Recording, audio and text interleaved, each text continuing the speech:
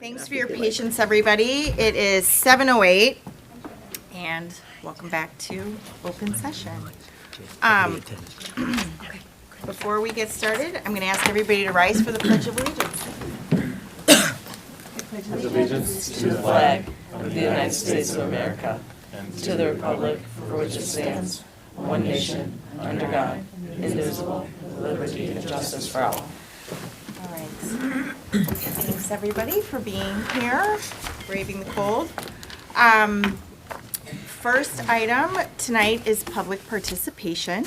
We're going to start with LTEA and Andrew Johannes. All right, perfect. Thank you. Hello, everybody. As we begin this second semester, I'd like to take a moment to reflect on the collective energy and purpose that define our school. This new semester brings a renewed sense of hope and determination, marked by an array of exciting events and activities that showcase the dedication and talent of our students and staff. From academic competitions to artistic performances, athletic events, and community initiatives, these activities underscore the vibrant spirit that makes our school district so special. One such event is the Future Freshman Night, which will be held tomorrow night at South Campus. I would like to thank all the teachers involved in this event that showcases the amazing academic and co-curricular options for incoming freshmen. We are fortunate to have a broad spectrum of offerings, which is made possible by the continued support of the board. This week, we honor the life and legacy of Dr. Martin Luther King Jr. We are reminded of his unwavering commitment to justice, equality, and the power of education to uplift and transform. His vision inspires us to continue striving for a future where every student, regardless of their background, has access to the tools and opportunities they need to succeed. Our educators and staff play a vital role in carrying forward that mission every day. Their commitment to nurturing not just academic growth, but also values of compassion, resilience, and mutual respect ensures that Dr. King's dream lives on in our classrooms and beyond. The board is considering different bids for construction at North Campus tonight. The LTA is grateful that the board is committed to updating classrooms and facilities to best meet the needs of the students. Construction creates challenges, but in the long run, it is worth the disruption. Finally, the board is considering Vision 2030. Vision 2030 seeks to engage all stakeholders to improve public education by focusing on student and school safety, attracting and retaining high-quality educators, improve post-secondary success, and implementing effective assessments. The LTA applauds school boards across the state that recognize the need for reforms and are willing participants in the discussions to improve all Illinois schools. As we navigate the opportunities and challenges of this semester, I invite all of us to embrace the spirit of collaboration and optimism that defines our union and our school. Together, we are building not just a stronger educational community, but a brighter future for all. Thank you for your continued support and dedication to the students, staff, and families of our district. Let's make this second semester one to remember. Thank you. Absolutely. Thank you. All right. Do we have anybody else, Marilyn? All right, great. Then that concludes our first public participation opportunity, and then we get to move on to our student representative, Emily. Hello everyone, I hope you all had an amazing long weekend and a fantastic start to the new year. It's hard to believe that it's already 2025 and that incoming freshmen for the next school year were born in 2011. The main excitement for many upcoming events, including graduation, spring break, and the selection of new classes for the next school year. LT proudly hosted the third WSML meet, welcoming 4 other schools for a pivotal competition. The LT math team achieved an impressive total score of 336, securing an incredible win against 4 other schools. Yesterday on Martin Luther King Jr. Day, 150 students and staff from the LT community braved the cold weather to pack meals for those in need, making a great impact at the Feed My Starving Children organization. Both the boys and girls basketball team participated in a special tournament dedicated to raising awareness about mental health on January 11th, combining competition with an important cause. And last week, students had the opportunity to select new classes for the upcoming school year. Among the new offerings are Baking and Pastry Arts and Spanish for Heritage Speakers 3 and Latin American Cinema. These additions have generated excitement among many students who are eager to explore these innovative courses. That is it for tonight's report, and thank you for your time. Great. Thanks so much. All right, then now we have Dr. Waterman, Superintendent Report, please. Thank you, President Gretsch. So I just have a couple items to highlight. I'll start with the monthly FOIA report. Just remind the board that in your packet you'll find a memo that provides a list of the FOIA requests that have been responded to since our last meeting in December. Secondly, I want to highlight last Tuesday, January 14th, the board hosted their Q3 community chat with members Vita Daniels and Giannotti Fry participating. We had 2 community members showed up and certainly appreciated their attendance. So I would throw it to Jill or Joya. Any comments to share about the board's most recent community chat? I'm going to say I love it. I think it's great to to give that opportunity for the community members to come out. I think it was just unfortunate that only 2 came, but a really nice, fun, relaxed environment, and to be able to just chat and really get to know the community better. So I'd like to see more come next time. Yeah. Yeah, absolutely. I agree. It was just a fantastic opportunity, my first, and just the ability to have a downtime and actually get to know you a little bit better as well, Agreed. which was fantastic. So We sat in that little circle in those comfortable chairs in the library. yeah, it was great. And So were it was- there snacks? There was, There were I think snacks. Marilyn outdid There was herself. snacks. Thanks to Marilyn, there was snacks. There's some snacks. Thanks, Marilyn. Carolyn. It tracks. It was Right. I mean, it was just, I don't know, it's just really nice to have that, opportunity. And I know, like, over the past several years, we've talked as a board, and trying to put out different opportunities for the community to communicate. Because when we come to these type of meetings, we can't engage when somebody is talking. So this is a really good opportunity to hear people in a different manner. And And it's on a quarterly basis, right? Right. So Mhm. looking forward to the next one. I think that's good to highlight because this was a result of an ISD workshop that the board hosted a couple years ago, looking for ways to increase two-way communication with the community. And so this was an idea that was thrown out, and so it's a quarterly opportunity to do that. And I know we haven't had as many as we would like, but I still think it's important that we continue on with them because, you want that opportunity for someone to be there if they want to come. So, I agree. Well, thank you guys for Thank you. jumping in and participating. Thanks for being there. And then finally, I just want to highlight in your board packet this evening, you're provided with a memo that lists the students who completed graduation requirements at the end of first semester in December. We certainly want to congratulate each of these students for their successful completion of high school credits and requirements. And I always note that all of these students are provided the opportunity to participate in the graduation ceremony coming up in June as well. So Nice. congratulations to our December graduates. Absolutely. And that concludes my superintendent report for this evening. Quick. Thank you. All right, well then, I guess, I just have a question about the December graduates. yeah. Like, what would be reasons why people would graduate early? I mean, be in students, that. students can request up to a year in advance to fulfill their graduation requirements earlier because a lot of them simply have a plan to start college earlier or go to COD. So that's how Yeah. that would happen, is Yep. you would, They would apply earlier, yeah. and they would work with their counselor to do that kind of thing. Okay. Yep, and then Dr. Tyrell as well. Right, but don't they have to have a plan Yes. that's outlined? It's like, well, you may have the credits, like they still have to have a plan that's put They in just can't be place. sitting on the couch in the basement playing It's a video little games. less restrictive than it was several years ago, Oh, but okay. it helps our counselors, it helps, I know when I was in the principal position, it helped me to understand that, have an idea of what you're gonna do when you're done here in December, so I would always look for that as well. Yep. So if they didn't have a plan, you wouldn't allow them to? I mean, it's, That's I a wouldn't say complicated that. thing because they're It's- probably yeah, 18 and, Right. but It's you, helpful if they come to the table with some idea of what they're gonna be doing when they leave. yeah, so you If think, they've met the requirements, then it's, again, like, years ago, it was really restrictive where we would require that. Now, I would say we require that less. And usually there's a plan in place and we involve the parents and guardians in the dialogue as well. So usually there's something in place that they're going to do in a legitimate reason why. So that's more often than not. And we're talking about 10 students each year. In the past, like, a couple of students that I've known, Joe, were athletes, and so then they had plans to For go readmission. play Good point. collegiately, Okay, and I so was just curious then, what would like, prompt but I them. mean, I don't know anybody on this list this year, but that's one reason. Started businesses. Right. like, Yeah. Already, yeah. Yeah. I guess I just didn't have motivated children like this. Yeah, it's good. They were looking for another year. Okay, thanks. Thank you. No, it's a good question. All right, well, thanks, everybody. So we'll just jump into unfinished business, which will begin with the consideration of approval of the second reading of the Press 117 and 116 policy updates and recommendations. So, Dr. Waterman, are you going to kick that off?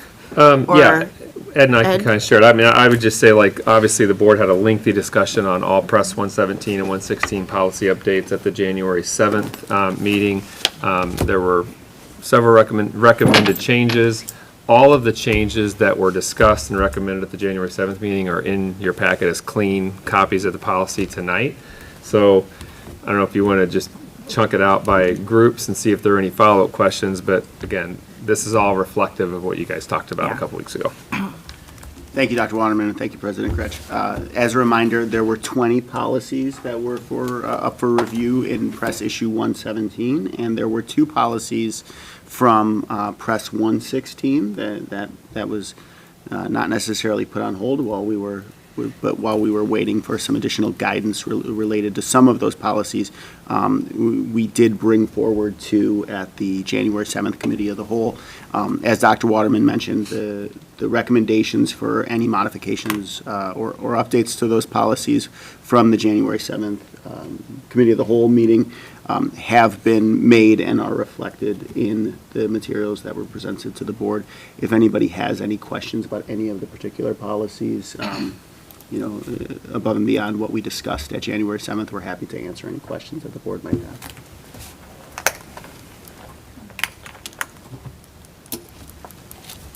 No follow-up. I really don't, yeah. I mean, we spent a long time Yeah. on it, Yeah. so. Typically, yeah. All right, Good. Yeah. great. Well, I appreciate you taking all of that feedback and making sure that everything gets reflected. So that's a heavy lift, so thank you. All right, can we please have a motion then to approve the Press 117 and 116 policy updates as presented? So moved. Second. All right, could we get a roll call, please? Member Dillon? Yes. Member Giannotti Fry? Yes. Member Sterling? Yes. Member Thomas? Yes. Member Alvarez? Yes. Member Vega Daniels? Yes. Member Gretsch? Yes. Great. All right, then moving on to another long conversation we had last time is the consideration of approval of the second reading of the 2025 textbook recommendations. Scott Eggerding. Thank you, President Kretsch. We are bringing forward the textbook recommendations as a second reading for approval tonight. There have been no changes from the committee meeting. The books in front of me have been on display here in the boardroom for community input. We've received no inquiries about the books. And other than that, like I said, we will bring more books coming later this spring for those courses that are under curriculum review and or new courses for next year. I assume we will have a baking and pastry book, for example, when that rolls around. But for now, this is what we're bringing forward.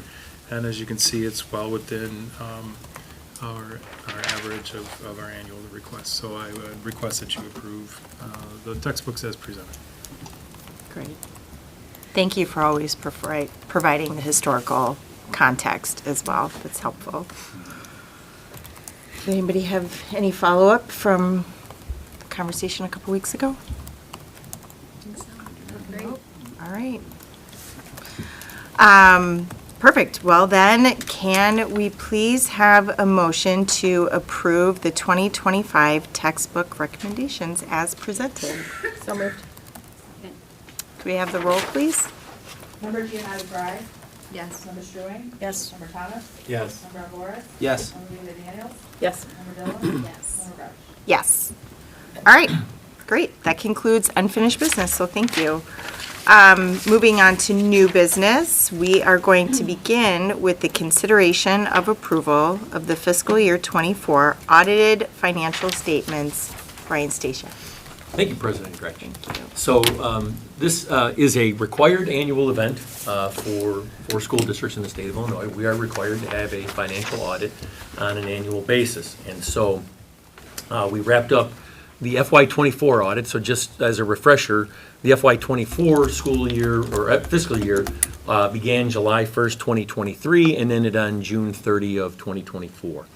It takes us a little bit longer to complete these audited financial statements because we work on a modified accrual basis. And so what that means is that even though the fiscal year ends on June 30th, we leave our books open through July and August so that we are able to accrue invoices for services, things that we purchased, through June 30th into that prior fiscal year so that they're matching up with when we actually received, the supplies or services, whatever the case may be.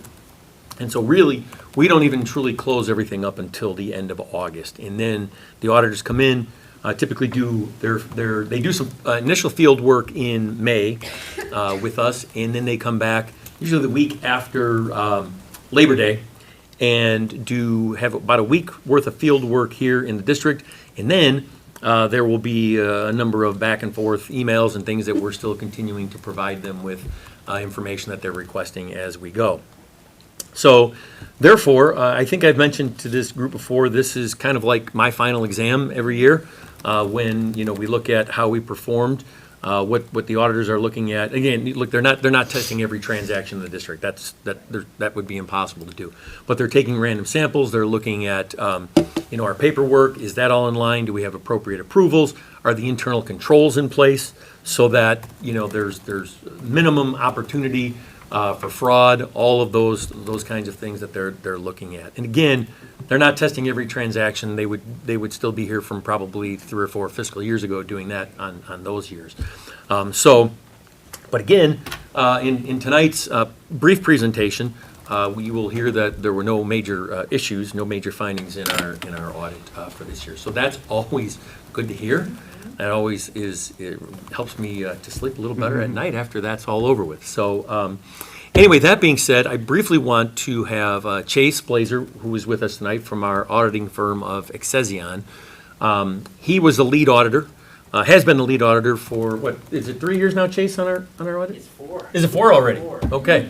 So 4 years. So he's the lead auditor, and we like to bring him in so he can briefly present to the board, talk a little bit about the work that they do. And then, of course, if the board has any questions for Chase, he's more than happy to answer those for you. So, Chase, go ahead. Sounds good. Thanks, Brian. Yeah. As Brian said, I'm Chase Blazer, manager at Excezion. I think we've been doing the audit overall for about 5 years now, right? Yeah, sorry. 5. Thanks for having me tonight. Brian went into a little bit, I like the background he gave on just what we do in an audit and everything, which is great. Before I get into any of the audit details, though, I do want to thank Brian and Kathy and the rest of the staff for all their help throughout the audit and getting us everything we need in a timely fashion, which is always great. So Brian alluded to it already. Overall, the audit went very well yet again this year, which is the best thing. We'll just give Brian his passing grade right now. And once again, no management letter was issued for fiscal year 24, which is the same as the last year, and I think the same the year before that, and the year before that. So that's the best thing to see. We also issued a clean, unmodified opinion on the audit, which is the best opinion that you can receive. Additionally, the one minor item that was noted in the prior year audit as a single audit finding was corrected during FY24, so there was no finding for the single audit or the regular audit, 2 different portions, which is great. Some other good news, first time in a few years now, there was no new accounting standards at all that were implemented during this fiscal year, which I think probably been about 3 or 4 years of just new accounting standards every time being implemented. So the audit report's going to look very similar to how it looked in previous years, and not a lot of changes going on there. Going forward, however, there is going to be a new accounting standards that's going to be implemented next year, during your FY25. That one's just regarding compensated absences. Right now, most districts, including yours, only accrue for vacation time as a liability at the end of the year, because that's what you guys pay out upon retiring or people leaving the district. Some changes at the overall level. They decided they now want sick time and other things that aren't actually paid out when someone leaves to still be accrued as a liability. But that still might be stuff you're paying out as they use up their sick time throughout their years and stuff. So they just want that liability on the books. Won't actually affect, won't mean you guys actually got to pay the stuff out when they retire or anything like that, but it's still just a liability they want to see to make the financial statements more comparable and just better, more of use for everyone. Now, moving on to the actual financial highlights. If anyone's following along in the audit report, I'll be on pages 18 and 19 of that PDF. Total governmental funds fund balance in the far right column on page 19. At the bottom, you'll see it's up for the year roughly $33 million for a combined ending total of around $96.6 million as of June 30th, 2024. The bulk of that increase for this year, because normally it's not that large, the bulk of that increase this year is related to the 2 bond issuances you guys had during FY24. Getting into some fund-specific amounts, I'll give you the overall ending fund balance for each of the funds and just some general increases and stuff. And then I usually like to look at what that fund balance in that fund looks like as of a ratio of current year expenditures, just to see. We like to see usually about 6 months to 18 months worth of current year expenditures sitting in fund balance, so I'll kind of go over those numbers as well. For the ed fund, I had $48.5 million in fund balance as of the end of the year, increase of roughly $7.8 million. Which that equated out to about 7 months worth of expenditures based off of the current year, once you back out the state retirement contributions for TRS and everything, because that's a revenue expense that just net themselves out in that fund. So that's in that 6 to 18 months range that we like to see. O&M fund has around a year and a half worth of expenses sitting in fund balance as of 6/30/24, which stemmed from its increase of almost $2.2 million in the current year. Debt service fund, I think it was the only fund that had actually the fund balance decreased during the current year. It's $720,000, leaving with just about 3 months worth of expenditures sitting in fund balance. Transportation fund sitting at almost $5.6 million in fund balance, which is just a bit under 2 years worth of the current year expenditures. So that one's getting up there a little bit higher than we'd like to see it. Spend that one down a little bit. The IMRF fund has been holding fairly steady at roughly 8 months worth of expenditures in its fund balance of just over $2 million, and that's been pretty steady the last 2 or 3 years in that fund. Capital projects fund has the bulk of the overall increase, as I mentioned, in fund balance for the year, seeing a jump of $22.2 million, which is a result of that roughly about $27 million bond sale, offset by some capital outlay expenses.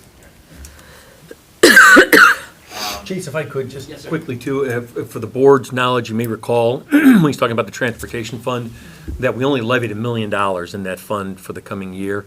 And the reason we did this is because I had expressed also to the board that that fund balance was growing, and we're going to next year intentionally run a deficit to spend some of that down. So that's why we did what we did in December, when we talked about the levy in October, November, December. So that was the intentional purpose behind it, which is obviously confirmed here from what we're doing. At the end of FY24, the total cash and investment balance for the district was sitting at roughly $98.4 million. Of this amount, $37.6 million is shown as cash and cash equivalents on the report. And based off of the FY24 expenditures, that means the district has almost the day actually, exactly a year's worth of expenditures sitting in their cash and investments accounts as of 6/30/24. All things considering, like the funds themselves appear to be in very good shape overall. And then if moving on to the government-wide financial statement on page 15, it's actually it's the statement of activities. This differs from the fund balance stuff we just looked at on page 19 because this is when we have to factor in depreciation expense, any fixed asset additions, compensated absences, pension and OPEB expenses and contributions and stuff. This gets factored into these reports. And so instead of seeing a $33 million increase like we saw in the fund financials, on the government-wide financials, you just have an overall increase of $17.3 million. So that's how you get the difference between the 17.3 and the 33. Those are the main financial highlights I wanted to touch on. Again, everything went very well again this year. Financials as a whole appear to be in very good shape. Does anyone have any questions? Yes, ma'am. I do have, just because I don't know that I fully understand it, and you wrote down, and I wrote it down, like, when you said you have liabilities still on the books for the accrued sick time? Yes. And that type of thing, when would those come off? Like when the person quits or retires? Yeah, I mean, it will never fully come off because it's just going to be everyone in the whole district saying like, hey, you guys will have to do an analysis on how much sick time is actually used, or if they use it for early retirement. I know that's an option for some people. If you guys do like look back historically and like, be like, hey, it looks like we usually pay about 60% of all sick time, and the other 40% just goes unused, then we'd see how much actual sick time is sitting out there right now, and take 60% of that and put that on as a liability. And then yes, sometimes those are actually being paid off throughout the year, as whenever someone actually uses a sick day, you're really paying down that liability. Right. But then they wouldn't ever fully go away because it would just keep. Well, you'd have some for some staff, but let's say, you know, somebody retired and they had 60 days of sick time. Yep. When they retired, or not, or they left, or whatever it would be, would you remove then 60 days from that? That would ultimately come out of the total Yes, pool, yes, right? it would, Yeah. Yeah, not that they would even receive that full payment. They Right, because but it they would don't be pay from the that pool upfront. liability. I didn't know if, how the Yeah. reconciliation of that worked and if that was impactful. That's correct. Yeah, so we'll look at that in a whole and figure out a good way to implement that for next year. And be like, hey, this is the total amount that's potentially sitting out there that could be paid. What do we think is a reasonable estimate of sick time that'll actually be used or used for early retirement or anything like that? And that'll go in the books. It's a lot of sick days, Chase. It is less. Thank you. I have just a couple questions. The first one is on page 10 of the PDF, and it talks about the difference between budgeted expenditures and actual expenditures. Most significant factor related to the difference in budgeted expenditures for state retirement contributions. Can you talk a little bit about what that? Yeah, the state Is about- actually contributes to TRS and THIS on your Yeah. guys' behalf. And that contribution, you guys have to record as both a revenue and an expense. So I think this year is roughly 23 million, if I remember, or something like that off the top of my head. I think it's 24.5 roughly. 24.5 million. Yeah. So we record, during the audit, we record an entry where we just book that revenue, we book that same expense, it nets to zero, and it Okay. doesn't actually affect anything. But when you're looking at the budgetary, budget versus actual reports, Brian does, you guys don't actually budget for that expense, because not a real expense, you don't budget for that revenue, because it's not actually a revenue. And so you look at it, and it looks skewed, it looks like you guys way under budget, or way over budget, whatever it is, and so that's why we kind of lay that out there. Okay. It's not something we can necessarily control. No, correct. It would be they're called on behalf state contributions, so technically it's what the state of Illinois should be contributing to TRS. TRS Right. and THS. It's yeah. THIS, yeah, Yeah. both of those. So, but again, it's not a true revenue to us or a true expenditure to us. It really belongs to the state. Right. And so, like I said, that typically we don't budget for it because the net is zero. And as Chase pointed out, it just really artificially inflates your expenditures and your revenues by, in this case, $24.5 million. And then, just a comment, it was really interesting reading that history of the current AAA rating. I found that really interesting, and I just think that's something that we got to continue to highlight, the impressive AAA rating that is. It was in the MD&A section, right? A few pages Yeah. prior to that, yeah. Yep. So that was just, Yeah, that last section, yes, that was what, Brian put that bit in there. as he should. That's a good thing. That's a very good thing. Well, there was a history in there Yeah. in the prior audits Yeah. that brought us up through 2014. Right. And so I thought it was important to add, because this section here is where we talk, the management discussion analysis, MD&A, is where literally there's sort of an explanation by management of the district, what's happening and what's going on. And I thought it was important to update for the 23-24 bond issues with the AAA rating as well. Right. So, Because that's so we're saving us money. Makes sense. Yeah, so we maintain that history here, and then, Especially on the recent bond. Right. Yeah. Real money. Right. and then 9 years from now, the next person, 10 years from now, the next person can do that as well. Okay. That's for Thank you. sure. Big shoes to fill. Yeah, right. That's all I have. I just personally also love that, we get this moment, this snapshot from our auditors that just reaffirms the things you've been telling us all Right. along throughout the year. So I do appreciate the time that you guys take and the fact that nothing feels like a surprise to us when we come to this point. So, thank you. You're welcome, and I like that too. I don't mind the surprise. All right. Nothing else, thank you again. Thank you. Everyone have a good night. Thank you so Thanks, much. Chase. Appreciate it. And if I may, I'm sorry, Jill, go ahead. Well, I was just going to thank you and thank your team. So I think you were headed in that direction. Yeah, first of all, obviously, this is an excellent report, which we always want to have. But I certainly want to make sure that I point out the fact that this is not just my office, but the auditors look at items from many of the offices, right? Scott with grants, that sort of thing. Brian's office, Marilyn, she has information that has to be presented. Leslie and Melissa and I we were looking at something this year as well related to special ed. Ed's office provides information, so hopefully I'm not forgetting anybody, at least as far as the other offices go. The other thing I want to mention is that we're obviously very fortunate to have Kathy Moran, who, in her job description, it says she's kind of the lead person, with all of that information. And so Kathy's done an outstanding job. This is, I think, our 10th one together, Kathy, if I'm not mistaken. And Kathy's done an excellent job. And the reason I'm talking a little bit more about it tonight is because this will be her last one. So if she chooses to come back next year, I don't know why she would. But if she does, it'll just be as a spectator. So Kathy, thank you for all the work that you do. This is just as much yours as it is mine, and so thank you so much for that. Kathy's husband Jerry came along with her tonight. She said, Jerry's going to come tonight. I said, what's the matter with him? Why would he want to do that? But okay, that's fine. So Jerry, thanks for coming as well. But Kathy, I don't know if there's anything you want to say at all. But again, I just want to say thank you for not just this one, but all of the time that we've spent together and all the audits we've worked on together. So it's actually been my pleasure to do this. This job has been great. I've been at LT for 21 years, and I was an auditor right out of college, and so this is the fun part for me. okay. It is. It's to look at all the numbers and to make sure that our internal controls are running properly, 2 signatures on things and proper accounts, and it's a challenge, but it's great. The business office has been wonderful to work with, so. And Brian's been a great boss. So. Thanks. Thanks, Kathy. Thank you, Kathy. Appreciate that. Thank you so Yeah. much. So again, it's a collaborative effort with a lot of people involved. Obviously, the bulk of it falling on the business office, but again, I want to make sure I mention everybody else too. And so, one other thing I just briefly want to mention to you at the end, as I do this every year, after the financial statements, the section with the financial statements, I have 3 documents there for you. And those 3 documents, the first one outlines our final budget, because we did amend the budget last year.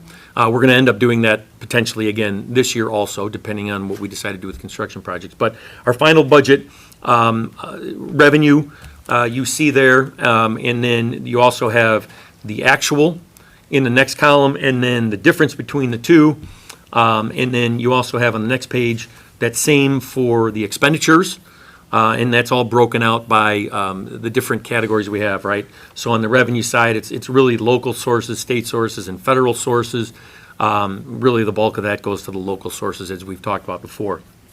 And then on the expenditure side, you have the salaries, benefits, purchase services, supplies, capital outlay, the other, which are typically the 600 objects, which are usually tuition for students that are served by the district but aren't necessarily served here in our facilities. And then our non-capital equipment, and you'll see those for the appropriate funds of where they reside. And then finally, on the last page, this is a similar document that I put together for the budget. But here, what I've done is I've put all of it together so you can kind of see what it all looks like together, and then you can see what the fund balances are. You can see where we ended the year. You can also see what the surplus or deficits in any of those funds are. And so that follows all the way across. The only thing I'd like to point out is that in column H on that spreadsheet, you'll see that column includes the Ed Fund, O&M, Transportation, Social Security, IMRF Fund, the working cash, but does not include capital projects.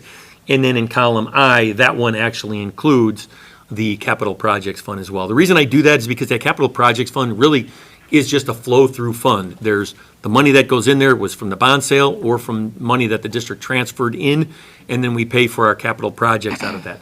So that doesn't really give you the picture of the operating expenses. That gives you sort of a look in total what we're doing. But those operating expenses are really the ones in column H, and so those are the final results there. And then finally, the one thing I did want to mention, this is a little bit of a unique year in terms of the amount of surplus that we have. We had originally budgeted about a $4 million surplus. We ended up about $10.9 million. And really, there are several reasons for that. There's our medical insurance expenditures weren't as high as what we thought they were going to be last year. We also had money budgeted in. We weren't using any of the district money for capital projects this past year. We're only using the bond sale proceeds because we have to get rid of those within 3 years. So we didn't have any expenditures as far as that goes out of the district funds. That CPPRT number, as we talked about, was still higher than what historically we've seen. And then also our property tax refunds were quite a bit lower than what we normally would have seen. Now, I can tell you, A couple of those numbers have reversed themselves for this current year. I'm not surprised on either one of them. The medical insurance has gone up dramatically, and so have the property tax refunds. In Cook County, those tax refunds, property tax refunds are sort of cyclical, where you might see 2 years that are very heavy, and then you don't see a year that is. You also might, see it where it's 3 years in a row, so you never really know if there's going to be an off year or not. But we did have, again, a better year in those than what we initially thought we would have. So, anyway, like I said, we'll certainly, I think we're going to see a reversal on some of those in the coming year, but we'll talk a little bit about that as we get closer to the end of the fiscal year with those. So, that being said, I have nothing else to present here. I'd be happy to answer any questions if you have any for me before we move on. Brian, this comes back this requires approval tonight, right? It does, yeah, and really, the board is not approving it, we're just accepting it is what it is. So you could say, can we have a motion to accept instead of approve? Sure. Yep. Any other questions? Thank you so much, Brian, Kathy, the whole team.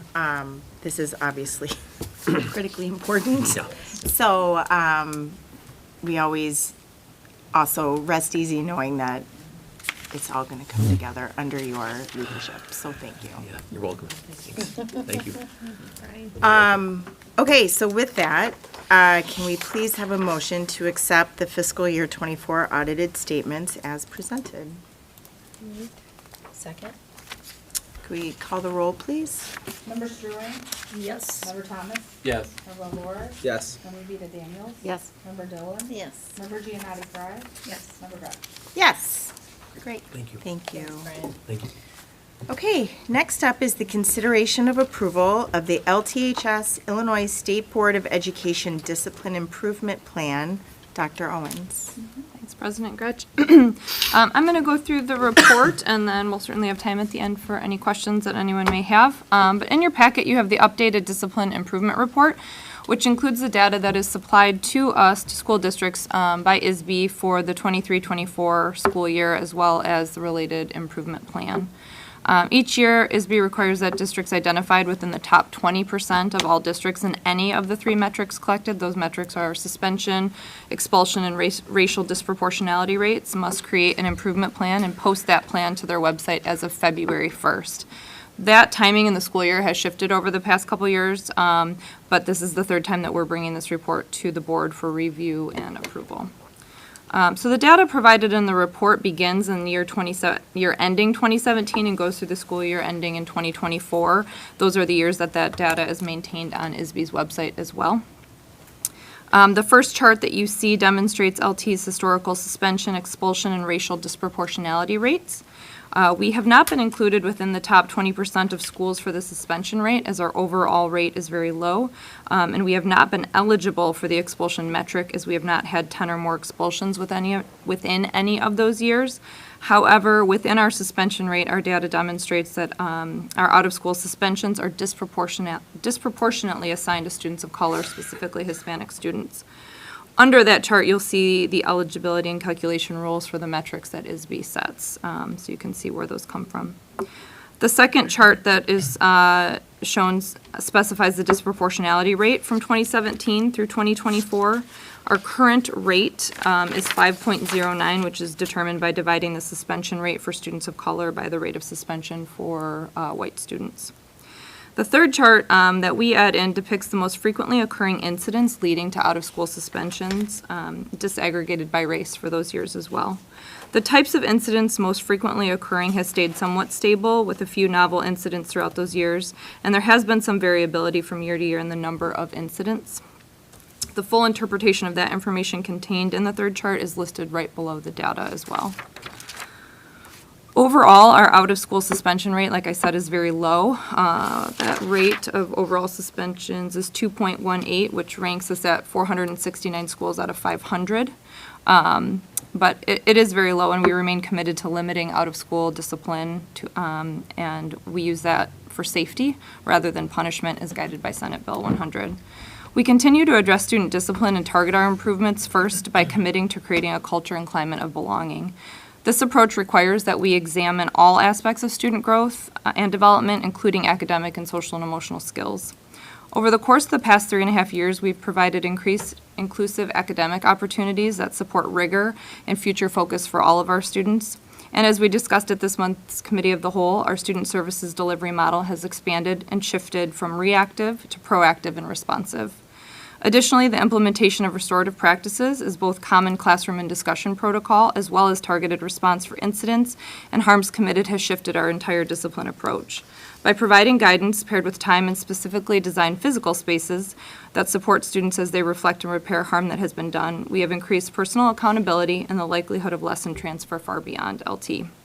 I know that Dr. Waterman shared an update with the board last Friday on our restorative intervention rooms, which have been operating at each campus for 1 semester. We're seeing some encouraging data coming from our RIRs. We are also learning a lot and making some adjustments and improvements as we go through that process. We will be providing a comprehensive update to the Board of Education on our RIRs at our August board meeting, Committee of the Whole meeting, which is when we traditionally provide a student behavior and school safety update. We know that our work is not done, as the data shows us as well. We continue to look at data and student situations to ensure that a consistent and appropriate response is provided to each and every single student. The final pages of the document in the packet detail the improvement portion of the plan, including relevant professional learning, policy and process alignment, and specific interventions for substance use for our students. I'm happy to answer any questions, and I know that Dr. Tyrell and Dr. Rowe are, as well as the three of us work together with our building leadership team to monitor data and to implement this improvement plan. We ask that the board review and approve this tonight, but certainly we are, again, ready to answer any questions you may have about our data or our plan.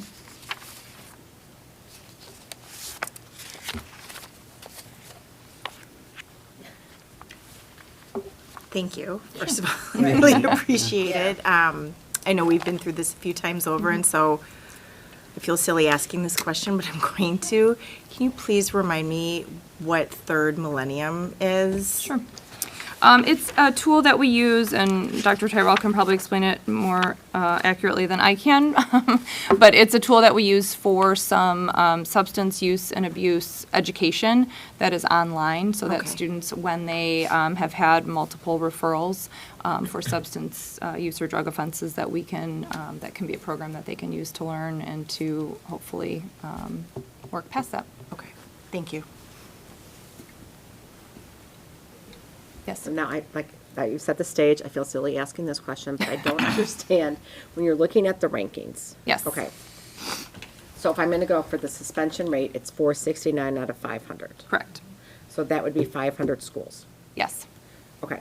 500 schools that qualified, or that are, I think, qualified for the metric. No, because we didn't qualify for the metric. I'm sorry, just ranked out of schools that are eligible. What? And so why is the eligibility then, when you come down to the racial disproportionality rate, lower than it would be for the suspension rate? Because it's 500 there and then 442? It's who qualifies for the metric based on their calculations. So there's not as many schools that have had racial disproportionality issues, if that makes sense, within their rates. Maybe. Okay. A school could have a higher suspension rate, but not have a racial disproportionality issue within that suspension rate. So if we don't qualify for the suspension rate, what makes us be counted in the 500 schools? Because clearly there's more than 500 schools, right, within the state. So that Because we eligibility- qualify for the, we qualify for the metric because we had more than 10 out-of-school suspensions. Yeah, okay, so that's what I'm, okay. And then to qualify for the disproportionality, you have to have 50 or more white students and 50 or more students of color and 10 or more expulsions or out-of-school suspensions for a given year, which could be different than that. Got it, okay, so Yeah. it's not necessarily representative of all of the schools. That's right. But it's who Right. qualifies for it. It's who's eligible for the metric, correct? Got it, because you have to meet those thresholds. Yes. Okay, thank you for unpacking that for me, that was a lot. No problem. I appreciate that. But I guess with everything we've done, I mean, I just have concerns that our rate is going up for the racial disproportionality rate. And just, what more can we do, or what do you think? Just to Well, me, that's concerning. Sure, and to be transparent, it's concerning to us too. I'm sure it is, We right. take comfort in the fact that this data ends in last school year, 23-24, which was prior to our implementation of our Okay. restorative intervention rooms. So we do feel encouraged that we've added a pretty significant intervention this year, and we hope that our data follows suit when we get that for the year ending Okay, well, that's 25. helpful to know. So this is before everything was implemented? Yes, yes. It's Got up it, through okay. end of last year. And we started that in the fall, and this was in the spring? Yes. Okay. Have you seen a lot of improvement with that? I know that a lot of effort's been put into it. Yeah, we only have one semester of data under our belt, and again, we're making some tweaks and changes to the use of our IR, or who's in our IR, but we're seeing some encouraging data. And Jen, again, if you want to jump in, because I know Jen has worked very closely with our building team on this. But again, we're seeing some encouragement in terms of students who have utilized RIR and kind of the recidivism and seeing that students aren't needing to keep coming back for that support. Yeah, without sharing too much data, but sharing one encouraging data point, one of the big reasons why we wanted to implement the restorative intervention room was to reduce significantly exclusionary discipline. So a comparable last year, first semester, we had 30 total students suspended out of school for 32 incidents. And this year, first semester, we had 6 students suspended out of school. So that's a significant decrease of 80% when we're talking about number of schools, the number of students that received exclusionary discipline. If we want to unpack that just a little bit further, and this was in the report that Brian shared with you, but I think it's really important to note, during semester 1 of this year, there were 110 incidents that were either assigned restorative intervention room placements, in-school suspension, which was extremely rare, and out-of-school suspension, so 110. Last year, after the first semester, there were 156 that were combined out of school and in school. So those are a couple of encouraging So it's data going, points. so like the students being referred is going down, and then those using the room is going down? I would say there's no comparable for student using the room since it's a new intervention that we have in place, but we are certainly, when we look at room, so students assign that placement with out of school and in school suspension, last year combined to this year, we have a significant less number of incidents. So this should be a really impactful change next year when we review this report. When we're looking at suspensions, yes, to be transparent with the board, we still have disproportionality that exists. We review our data very regularly, Dr. Rowe, Dr. Owens, myself, with our building leadership team, and it's still an area of focus, as you mentioned, and Dr. Owens mentioned, it's an area of concern, and it's something that we're continuing to work on. So we're reducing our exclusionary discipline. We continue to work on our disproportionality, but this year's data, we do have disproportionality that exists within our data for this current year as well. So with the restorative intervention room, so is the specialist working with teachers across the building with the students? So how is that going? That integration and connectedness to the students' other teachers. So is it more of just how is that happening? Yeah, so when our students are assigned to the restorative intervention room, teachers get our specialists email all of the teachers of that student just to say, this student's been placed in the restorative intervention room. They'll be working on their academic assignments. What did the next few days look like in your classes? We're supporting our students' academic work as well over the course of the 3 days. Obviously, within the 3 days, there's some social emotional work. There's time with counselor, social worker, time to repair the harm, but that connection is made. And then there's an open invitation for teachers to come to the restorative intervention room if they need to work one-on-one with the student, or if they just want to drop by and make sure the student understands the work that they're supposed to be doing. At times, we've connected students with our resource centers during that time. We also have a special education teacher who's assigned to provide support as well, so that when we have students with IEPs who are assigned to the restorative intervention room, they can get those minutes and that support as well. So, we're working on our communication. I think it'll only get better from here on out, but we know that it's an important part of a student's experience is having their teacher connected to it as well. And then sharing a follow-up report with teachers after the students complete their time in the restorative intervention room, especially if there's a bridge that needs to be made to get that student back in that class. So if an incident occurred in that class, it's really important that that connection's made with the teacher. I think the biggest thing too is the time that's spent building the students' skills and ability to be resilient, so that that time there is going to support them as they move back into the community, so that they are not returning, and unless, which we've been talking about also, that students have now been creating other adult connections where they're able to kind of come back on their own. And so that's exciting to see what that data looks like. And so we're looking at that now. So that's, again, really significant that those relationships there are ongoing and something that they can return to ensure that they're getting the support that they need to be successful. Yeah, I think those were some of my questions too, because I remember sitting at the table last year and asking that same question, what are our numbers looking like this year? And we're like, well, they're not looking great. And so I expected that our overall suspension rates would go down with this program, right? That seems pretty obvious, but it's the numbers within the numbers that are fearful, and it's good to hear that we're looking at those and hoping to continue to improve upon them. I hope, and I don't know if you share this same thought or if you have any ideas on it, that long-term this RII room will give the skills necessary for the kids not to come back, decrease the recidivism rate, and hopefully begin to change. I guess that's my question. Do we feel like this, as not a standalone, but part of a more global plan, will help get those numbers down? Because, I mean, we're hitting this year after year after year, and nobody wants to see that. So I don't know. Yeah, I mean, that's certainly the goal, that's the hope, that's the aspiration, but I think it's more than just, right, a tier 3 response to intervention room, right? I think it's our overall approach, this team's philosophy, and the way that we embrace truly building a restorative culture, tier 1, but then through our discipline practices as well. And so I think the RIR, and sharing a bit about that, gives us a glimpse of some of the restorative measures that are in place in our school system, but I think it's just a glimpse, right?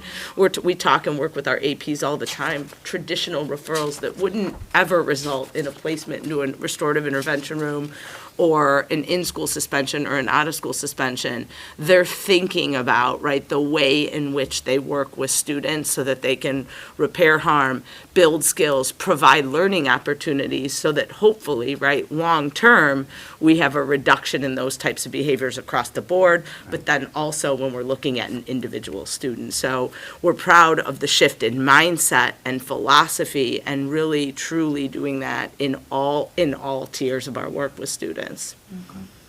That's helpful. I think our focus on professional learning is really important, and we've been able to add in time this year already, 2 separate workshops with our entire building team, special education leadership team, and our attorneys to sit down and walk us through best practices, and that's been helpful not only for the information they provide us, but just the time as a team to sit and talk through cases and situations and things that are not very black and white and have a lot of nuance to them, so that's really important. We're also obviously doing a ton of restorative practice work with staff, which has been really helpful. We're going to be working with someone on trauma-informed practices, so it really is, to Jen's point, if we only talked about discipline as a response and a reaction at tier 3, we would miss the mark completely. But we also know that tier 1 and into tier 2 work is so long-term, and while we wanted to see data that looked different more immediately, we also know that if we, I think, stay patient and really focus in on that professional learning piece and continuing to work with Dr. Rowe on implicit bias training, things like that, that we will see that needle move in the direction that we want it to.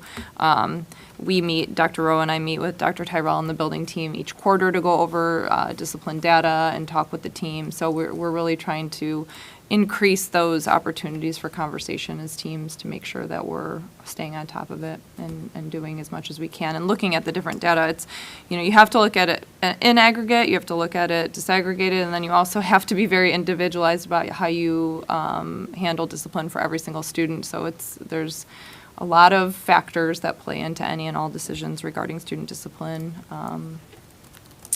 So I think we all feel comfortable where we're at as a large school and a large team, but certainly want to see the numbers reflect our efforts. I just had a Go couple. ahead. Oh, go ahead. Okay, I just was curious, when you look at the numbers, are the incidence rates higher or lower between North Campus versus South Campus? And are you taking a slightly more enhanced approach within one campus versus the other because of those incidence rates? And then the follow-up was just, it's actually two. Parents and guardians, when and how are they being engaged? Are there leading indicators that you engage, if you engage them at this point? And that's with or without the restorative intervention rooms. It's like, what is leading us to engage them? And then the last question is, how are the kids responding? How are the students responding if there is someone that is going through the entire process, and at the end, do we hate to call it this, but some kind of a post-impact? Yeah. Okay, that's We great. do. We're on the same page. And get their feedback to see questions. what could I have benefited more from? And if you would have talked to me then, those kinds of things, are there moments that maybe we can learn from them? Yeah, and that's some of our most encouraging data thus far in our restorative intervention room is our students, the feedback form that they fill out at the end of their experience and their perception about the value of their time, the connections that they've made, their connections to school, how they feel about the opportunity to reflect on their behavior. It's pretty high. They've scored a lot of those areas very high after just having a 2 to 3 day experience with our specialists.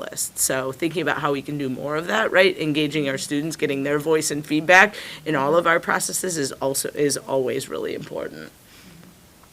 And the parents and guardians, are they kind of like brought along in the process? Because to get to that point, They you are. have to go through. They are. quite a bit. There's contact with, out of our student services department, out of our AP office. When students are spending time in our restorative intervention room, there's an intake meeting that the parent and guardian participates in with the specialist and the assistant principal and other members of the student's support team as well. And then there's always a reentry meeting back into class, and sometimes parents come in for those, parents or guardians, and sometimes they call in or do a Google Meet, but parents are involved really, and guardians all steps of the way through that process. That would apply to any out-of-school suspension as well. So if a student is out and they're being brought back in, we work on reentry meetings with the families and the students to make sure that regardless whether it's an RIR or an out-of-school, our goal is to have students be welcomed back in to the community and know that they can move forward in a positive way. So that's an important part as well. We do see differences in discipline across campuses, and obviously with the younger students who maybe need a little more guidance and support, that's offered. But that is also a metric that we look at across campuses and grades. Does it tend to be a little higher in the younger age group where they're trying to understand how to navigate this Yes, world? yes. Yeah. I was curious. Okay. No two classes the same, but there are definite trends in terms of age levels and campuses. I noticed it with my son too. Can I just ask a question off of that same track, right? Do you have or can you share some enlightenment on what the metric would look like if the numbers are a little bit higher in this younger campus, right, with a lower maturity rate? What does that look like in terms of, for lack of a better term, frequent flyers, right? So when we look at these data points here, I'm curious how many of our underclassmen become frequent flyers as they move over here versus how many move over here and kind of it clicks and they age out of that and mature out of that, if that's even a metric that we have. We're definitely looking at recidivism in general in terms of RIR, but also our out of school. I don't have that data right in front of me, That's but okay. I that's was just certainly, curious yeah, if that's it's certainly something that you something, definitely something that we tune into, and that's our goal, is that we know students are going to make mistakes. That's what high school's for, whether they're academic mistakes, behavioral mistakes. relationship mistakes, we know those happen, so we don't want to, set the bar that no student will ever have a mistake, but that we hope they learn from and are able to apply those lessons. So we can certainly get some more information and talk to that, but it is something that we discuss Thank you. and look at. Sure, of course. I have just a couple more questions. One is related to the, let's see if I can find it, Diversity, Equity, Inclusion Provider Evaluation Tool. Yes. You guys chose not to use that. Can you talk a little bit about why that decision was made and what you're using instead? We have our, let's see, this is on the form that the state provides. The template is a little clunky, so I apologize. It's hard to navigate. Let me just. Yep, so it's number 3, but it should actually be down after a few other pieces. So we provide an in-house implicit bias training that Dr. Rowe has worked on with West 40 as well, and we feel like that has been shaped to really fit our staff and the needs of our school. So we opted to utilize that, and we're working to cycle our staff through that rather than implicit bias training that is provided outside. The Diversity, Equity, and Inclusion Provider Evaluation Tool was kind of a way to determine your needs, and so we felt like we understood our needs and had a fix for that. So just feedback on that, last year we had every single one, person employed here went through our implicit bias training. As a baseline, we also have introductory equity training that all new teachers and hires go through. And this year, we've started moving through our entire staff through a 6-hour training. And so our goal is to have everyone through in about 2 years. So that is, Leslie has been moving through, I'm sorry, I'm forgetting our mental health. Oh, first aid. youth mental health first aid. So our para-educators, they have flip-flops, so all of them will have gone through both of those trainings next year. So that's pretty intense training for them to go through. They were just All day. commenting on that experience. So I would think this would be a lot more stringent than probably this tool. that they are And the providing. tool really helps you to determine if staff PD that's coming in from outside, if it's speaking to equity, diversity, belonging. Again, we do a lot of sort of in-house, homegrown PD for some of those. Yeah, I figured. It was interesting to look at that. And I looked a little bit at that tool, and it did seem very good, but generic. And, Sure. And so I'm glad to hear that we're doing something more specific to our needs. Last question is related to Rosecrans. I know we've talked about them before, and I think knowing that drug offenses continues to show up year after year, can you talk a little bit about how that looks in terms of if I'm a student that came to school either under the influence or with drugs or drug paraphernalia, how that works in terms of the partnership with Rosecrans and what my responsibility is as a parent to do for my child if that were to happen? Sure. Students who are having difficulties with that, we work with families and offer ways for students to reduce their out-of-school potential suspension or even in school by participating in an assessment. We can't really force a family to go past the assessment or even the assessment, but we can offer it and we can support students who are ready for that step of substance use treatment and recovery. And so we, continue to partner with Rosecrans, work with them. Third Millennium was something we could do more in-house. I know that Drew Eder, our division chair for counseling and student supports, has talked with Way Back In, which I know they do a lot of work, and some other schools. And so looking at other more integrated approaches for students within the school to work on recovery and also be back in school. So those are all things that we've explored. It's certainly a really difficult situation for many students in terms of substance use. There's, more casual use experimentation type things, and then there's, true sort of addiction and other more difficult issues that we have to work with students and families with. And so all of that, when we're working with a family at that level, it's very individualized, and a whole support team is working with that family to try to support the student to be here and be safe and be clean so it can look different for other students. Jen, I don't know if you have anything to add with, I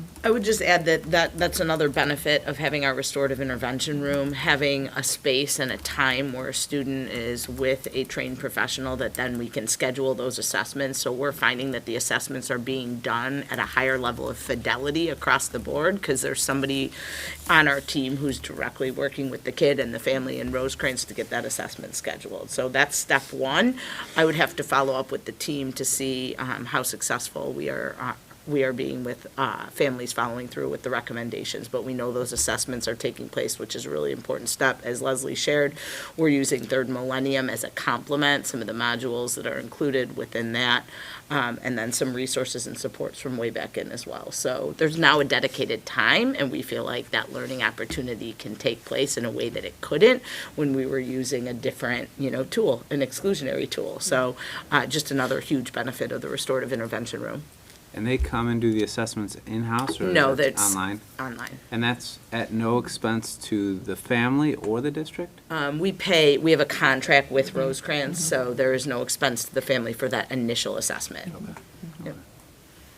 they used to come on campus pre-pandemic, and then it shifted online, and then they haven't returned to an on-campus model. So we did see some benefit to that pre-pandemic, but that's just not how they're delivering assessments any longer. Thank you. Just a quick follow-up to that. With all three of our partners, do they offer culturally responsive interactions and assessments? Do we know if they have It's a very that good level question. of additional thread? Because we're doing so much great work here. I would hate to lose them, the families, that is, For sure. at the back end. I think that's always the hard part Yeah. to say. I know. And I think that's really just in general an area of growth in mental health 100%. services overall. We've been talking a lot about that. Our adult team has been working, looking at that, just our own cultural competencies. And I think one of the big pieces we've been talking about is knowing the need for that, but you have practitioners, because there's just a shortage in general. So, but that is our goal, and that is our growth area right now, and focus for ourselves, and how we're looking at, I would just say, in our mental health, all of our I can't services for speak kids. to the Third Millennium modules or Rosecrans or way back in, but I can tell you that our social workers this year are focused on, we always maintain a local kind of guide for providers in the community. They're not people that we necessarily endorse, but they are people that we know work in the community, have worked with families that we have talked with on the phone or worked with. And they are going to be, I just did some editing with them, but looking at a information gathering tool so that providers can indicate, if they're comfortable, some of those different identity markers and things, so that students would be able to, we could say, this practitioner specializes in this area or identifies as, so that families could make some different decisions about therapeutic providers if that is important to them, that there's a match there, either ethnically or culturally, or, so we're working on getting that together. So that would be more, an LT sort of thing, but certainly that's something I could find out a little more, at least about Rosecrans and way back in Third Millennium. That'd be great. Sure.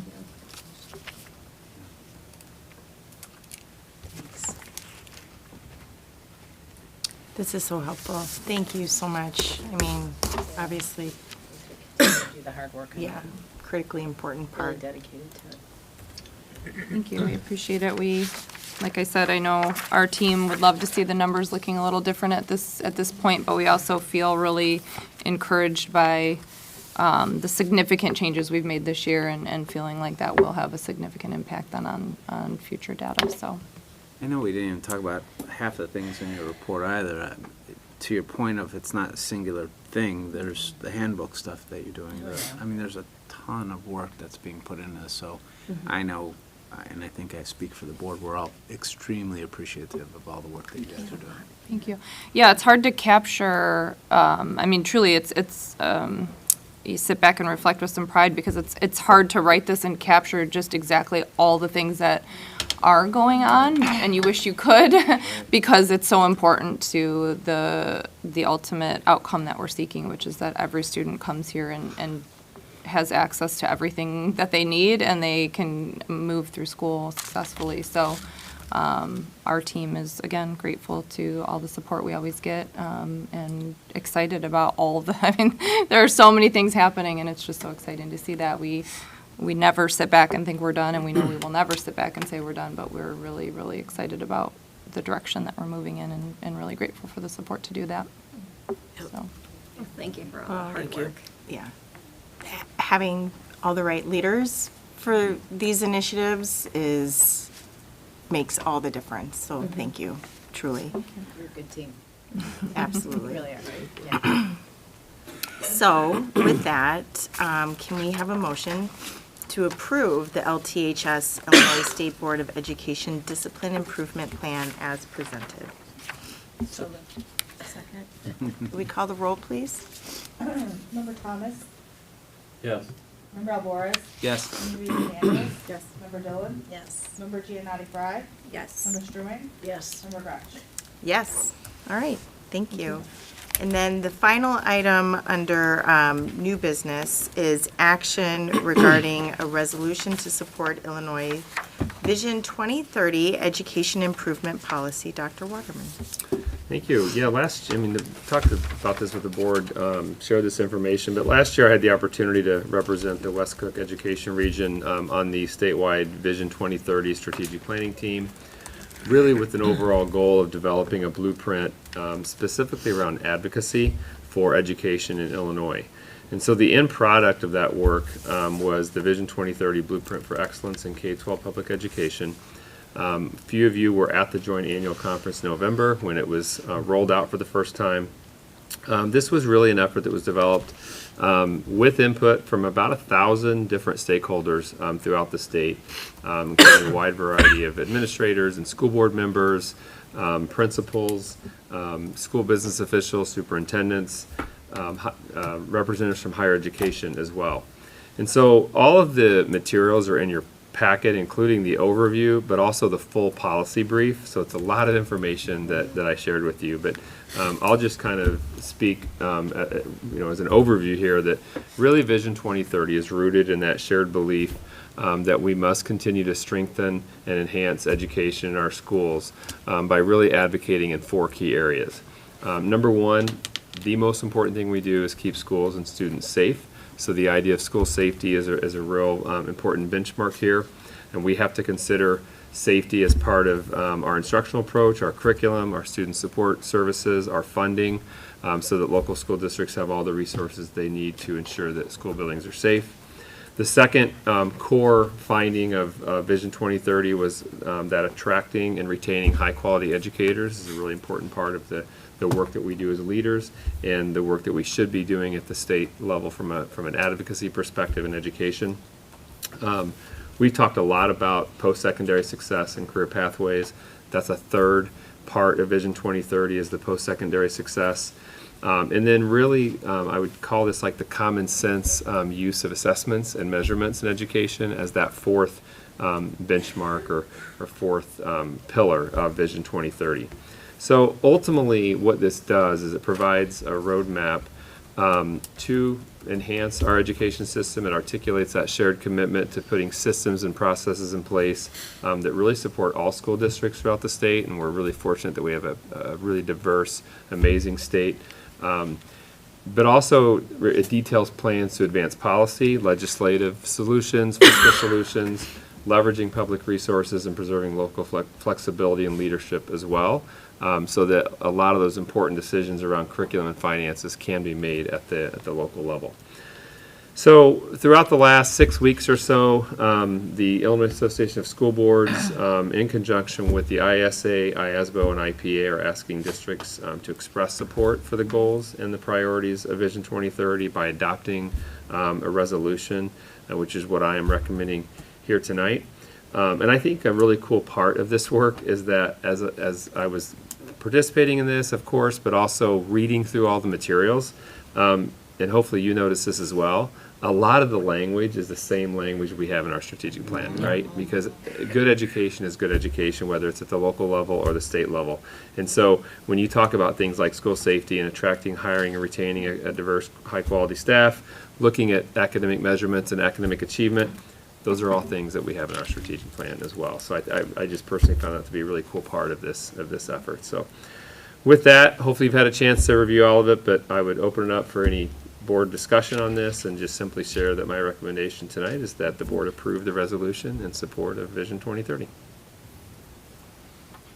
Well, thank you for being part of this. Yep. I think that's great credits. It's a really cool experience. That's awesome. I loved hearing from Andrew that the teachers here are in full support and eager to have us talk about it tonight too. So, and I did notice that. I'm like, this seems very familiar. Yeah, which is good. Thing. Which is good. Brian, did they say if the plan is to always update this now every 10 years, or is there This is the second one, so, Vision 2020, I would say a big part of that was the evidence-based funding formula. So, and it kind of follows the same, same process and same time frame. It was around 2015, they worked on 2020, so the idea is that this kind of provides the advocacy legislative framework for the next 5 years. That's great. And we saw them unveil this at the conference too in November, which is great. Yeah, I think it would be amazing if there's a lot less unfunded mandates, which I'm hearing that kind of from this, but we'll see. But I did love, especially that career pathways, all that stuff that we're doing naturally to begin with. I think our incubator program is a huge part of a lot of what we're, and that's not something that's detailed in here, but we're taking on. So I love seeing how the connections between what this says and what we've already been doing for years already. So Right. Yep. it's kind of a step ahead of the game, but Yeah. okay. Yeah. Look forward to solidifying that. Yeah. It's great. Anybody else? I don't think you need to read the resolution, I would just ask for a motion to approve it. I don't Oh, know if we good, talked 'cause I about wasn't that, so going yeah, to. good. It's too long, I so mean, just, you yeah. want me to, but it's Yeah, a lot. I would need more water. Right. Okay, so, thank you. Can we have a motion to approve the resolution to support Illinois Vision 2030 Education Improvement Policy as presented? So moved. Second. Can we call the roll, please? Member Alvarez? Yes. Member Rita Daniels? Yes. Member Dolan? Yes. Member Giannotti Frye? Yes. Member Sherwin? Yes. Member Thomas? Yes. Member Gretsch? Yes. Thank you so much. It was good to see all of this together. All right, now we move on to an informational item, and it's the review of bids received related to the summer 2025 facilities project, and we go back to Brian. Did you Or want to no, start or it all? maybe- Why don't you Pick kick us Brian. off, Very and good. then Go. I will interject throughout. Very good, thanks. Okay, so just a quick refresher for everybody. Back in May, the board had approved really 3 projects for the summer, to begin in the summer of 2025, so this coming summer. And again, this was in conjunction with the Groundwork for Brighter Future plan. This is part 2 of phase 1 of the projects.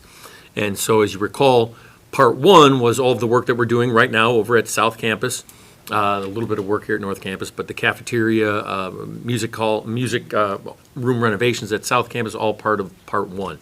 So part 2, I'm briefly going to just kind of touch on what those projects were again. And what we're going to talk about tonight is the fact that the board had approved bid specs to be created back in May of 2024.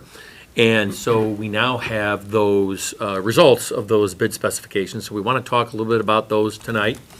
We don't have a complete picture yet because Thursday of this week, today's Tuesday, I was going to say Monday, Thursday of this week, we are opening the final bid package for asbestos removal related to this project. So this is really information tonight for the board, but we will be bringing this back at the February 3rd Committee of the Whole meeting, potentially for approval with a complete picture at that point. So just I wanted to be clear on that. So let's go back and talk a little bit briefly about the projects.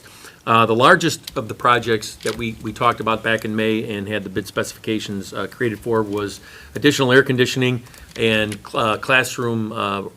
some classroom renovation to roughly 60 classrooms here at North Campus, which consists of the west side of the main building here and the south side of the main building here. And so really what we're doing is we're replacing air handlers there.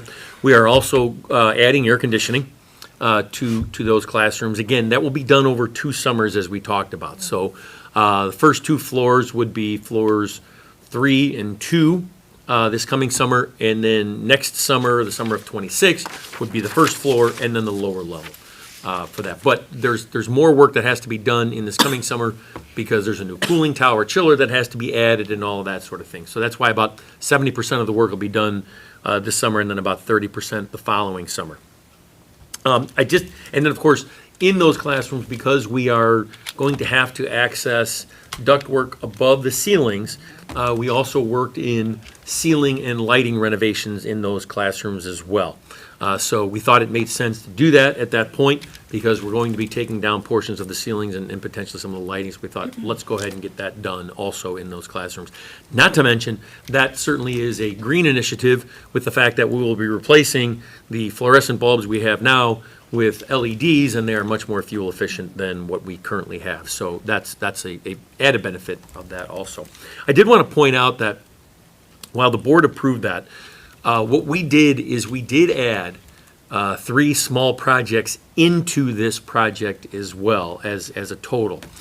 We added the replacement of the air handling unit for room 140, which is a community room here at North Campus. We also added the replacement of 2 air handling units at the South Campus Fitness Center, and then the repair of some ductwork that exists on the outside of the building here at North Campus. And the reason we added that scope to it is because those 3 items were going to have to be done anyway. And in conversation with the architects, they said, look, those are smaller standalone projects that you're going to pay more for if you don't have them, in with a larger project. So we thought what made the most sense was to get those 3 projects into this HVAC mechanical project and get those done all at one time. Obviously, potentially with some lower cost for those smaller projects. Again, those are things we would have to do this summer anyway, because those air handling units are really not in good shape in the fitness center and here at 140. And the ductwork, actually, there's damage to the ductwork, and it's actually sort of opening up on the outside here. So we would have had to do those anyway. So we put them in this project. I just wanted to be clear with everybody so that you know why we did that and what we did. So that being said, you have the bid results in the package as well. The low bidder for that project was Voris Mechanical with a base bid, a total bid, I should say, of $10,438,000. And so there was a base bid, which included the work for this coming summer, and then alternate 1 was the work for the following summer. So base bid, summer of 2025. Alternate 1 is the summer of 2026. And so when you add those 2 together and you look back on your sheet there, Voris Mechanical was the low bidder with, again, that bid of $10,438,000. Any questions on that project at all? We should point out, too, that John Borowski is here from DLA. Sorry, John, I He apologize. actually did all the work on the bid spec, so he's Right. here to serve as a resource as well. Exactly. Thank you. And I Apologize about recognize that. some of the names on the bidders, but did we work with Forest Mechanical before? We have worked with Voris I thought- Mechanical okay. before. They have done, since I've been here, they've done 2 other projects in the district for us. Back in 2016, they did air handling work and tied in these classrooms here on the east side of the building to the chiller, the cooling tower that we had up there, added air conditioning there. And last summer, last summer, right, John? They did the work for the air handling units here at the 2 summers ago already? Geez, sorry. They did the replacement of the air handling units here in the North Campus Library, also in LTTV, and they were the company that added the air conditioning to the J-Wing at South Campus, and tied that in the chiller as well. So they've done 2 projects for us before, and we really had good results with those, so. Great. Sure. Any other questions on that project? That obviously being the largest of the projects. Secondly, we had restroom renovations here at North Campus. And so those restrooms are located here, the ones right across the area here in the cross hall. And then if you walk over by the Reber Center, exit 4 over that way, there are a total of 9 washrooms in these renovations. And again, these renovations aren't just take out the toilets and sinks and replace them. These are completely gutting these washrooms all the way down, essentially to the cinder block that is there, replacing all the plumbing, then replacing the walls, and of course, then replacing the ceiling, lighting, all the fixtures in there. And these washrooms will look very similar to the ones at South Campus, the ones that have been renovated last year at South Campus. So, again, if you've had an opportunity to go into these washrooms, you'll know that they're very much needed renovations. And so, the low bidder for this one was Hap Builders, and Hap Builders you might be familiar with because they are currently on the project at South Campus. And their bid was for $1,569,000. And John, I mentioned here that there was the base bid, and then we had the alternate one, which I believe was for a different ceiling tile. Is that accurate? Yeah, we gave them 2 options to bid out ceiling tile, but what they included is what you had in the school already. Yeah. So, yeah, and I don't think they actually bid on the alternate, did they? I think, right. Yeah. So, again, $1,569,000 was the total for their bid, and that was the low bid for that project. And we'll bring them all up to ADA compliant. Yes, it will. Yes. That was also one of our goals as well, to make sure that they were ADA compliant, as we did at South Campus also. And we'll be doing with the renovations at South Campus this coming summer in the washrooms, the remaining washrooms there that we're renovating as well. Yeah, great point, thank you. And then finally, the third project is the renovation of the existing elevator here at North Campus. As we have talked about before, that elevator is, the lift mechanism, everything about that elevator is old. We have had many issues with it in the last 3 years breaking down. And so we are going to essentially be renovating the entire lift mechanism for that elevator. There'll be some renovations on the inside of the cart. The elevator will be faster. I don't know if you've ever ridden it. It is a very slow elevator at this particular point. The speed will be brought up to more of a speed for elevators today. And so really we'll be renovating that elevator and should be much more reliable for us going forward. One of the issues, of course, is that is the only elevator in this building.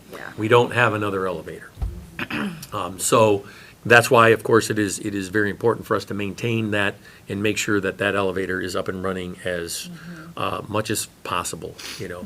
So the low bid there was for a company named All Types Elevator, and they had a total bid of $337,490. Any questions on any of the projects and the low bidders at this point? So Brian, this elevator then would be done this summer? Correct. And it also, if memory serves, because I've been in it, actually as somebody who needs to get around somewhere, and it is, again, very slow, and it's not also in the most probably best location of this campus at all, but, so we desperately need elevators in other areas that are more accessible for people. But will the inside of it also be renovated? Because it really feels like a freight elevator.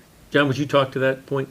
Yeah, so the whole ceiling's gonna get replaced with all new LED lighting. The stainless steel walls, we did wanna keep because it is used. We do use it as a freight elevator, too. It feels like it. Yeah. It is the best, it is the best material for what comes in and out of that elevator, but the whole ceiling system and lighting will get replaced. Yeah, I can tell you, to John's point, because it's the only elevator here, besides students, our B&G staff access it all the time for, you know, moving maintenance equipment around. We use it for moving, you know, furniture, whatever has to be moved. That elevator is what's used. I thought, I don't know if you mentioned this, John, or Ed did, but the current speed of our elevator is 50 feet per minute, and this will go to 200 feet per minute. So it's about four times as fast. It's real. 50 feet, but it's probably like 35. Yeah. It feels like someone's literally pulling Seems it. about It's much right. faster. The new one's gonna be much faster. In there, it's. You currently don't even feel it moving. which is, you get in it, it starts going up, and you're like, No, it's true. are we actually moving anywhere? You are, You're but not it's wrong. very slow. You know that elevator feeling when you stop and, you start, you kind of like a little, you don't even feel that at all. But yes, no doubt, we need a second elevator on this campus at some point. Yeah, Yeah, I mean, which it's is- not, yeah, it's not. Which is phase 2, and we'll talk about that Sure. A couple weeks. in a future meeting, yeah. And then, like, so when something like this gets renovated, like, what's the lifespan of it, that holding up, for how long will that? The elevator? Yeah. Another Oh, 50, boy. So that 70 years old. elevator was, I believe it was worked on about 15 years ago. Yep. Some of the guts, I mean, you're gonna Right. get probably at least, I would say 25, 30 years, Okay. for sure. I mean, the whole motor, the whole gear system's getting replaced. Right. There was a handful of code violations that were upgrading, rated wall enclosure in the attic. Stuff that no one's ever gonna see, but it has to get done. Right. So, yeah, it's a full, any moving part in the penthouse is gonna get completely upgraded and replaced. Just not the car, bare minimum need, but Yeah. it's just, yeah. Yeah. I mean, it's an accessibility issue and. Yeah, I mean. Safety issue, all of it. Yeah, like I said, we need more than that, but Yep, we do. this is, yeah, immediate, fix. Right? Yeah. Sure. Any other questions on the projects at all? Enough for the good news about the money. Yeah, let's talk a little bit then about the funding. Good Um, news. So in the first chart there that you have, we brought back the chart that we had showed you in May of 2024. And we looked at that from the perspective of, we kind of started off with our costs for the summer of 2024 projects, so the initial bond projects. And we knew that about halfway down that chart that we would be needing probably about $5 million of fund balance from district funds to finish that project. And then we kind of went on and we said, look, our fund balance, the expected usable fund balance would then, and again, these were based on 2023 numbers at that time, right? And so we said, well, our expected fund balance, or usable fund balance would be around $51.2 million. And so we said if we were going to do that, we would potentially take, $6 million out of the fund balance. We would then look to utilize, or between $6 and $8 million of the fund balance, we would then look to utilize about $4 million, assuming the projects would be about $12 million in total, out of the annual operating budget to fund these projects. So that was where we left the discussion in May. And then at that time, I had told the board that we would return at a later time, once we had the information for FY '24, and then update that financial information. So that being said, as we moved forward then, I have a new chart there for you that updates the information now with the FY '24 fund balances. And so I'll quickly walk you through that. It's pretty self-explanatory. FY '24 fund balance in our Ed, O&M, transportation working cash funds was $65,778,342. We have not yet utilized that $5 million of fund balance for the 2024 projects. So I'm still accounting for that separately. That brings that usable fund balance down for the summer of 2025 projects to $60,778,342. And so we know that the bids for all three projects total right now $12,344,490. We anticipate the expected architect fees to be $1,062,362. And then I'm still estimating this number on the asbestos removal. And so we would anticipate that, around $260,000. That includes fees for the consultant and also the actual removal, the contractor that actually does the removal of the asbestos. And so we would estimate, again, that we would see a total cost of about $13,666,000 total for this project. And that, again, includes everything but for the final number with the asbestos removal, which, again, we're opening those bids on Thursday. We will have that final information and bring that back for the February 3rd Committee of the Whole meeting and give you an extremely accurate picture at that point of what the cost will be. Although I don't think we're that far off now, quite honestly. And so then we say, look, if we took all 13,666,000 out of the fund balance, that then leaves us a fund balance of $47.1 million, which if we looked at for FY '24, our operating revenues in those same funds, Ed, O&M, Transportation, Working Cash Fund, they were $96,996,000. So that $47.1 million leaves us right at 48.6% of fund balance to revenue ratio. You may recall that our goal, the board had kind of said, look, we kind of wanted to remain around 50%, right? And so this doesn't exactly put us at the 50% number, but we're really close in terms of how it relates to the FY '24 numbers.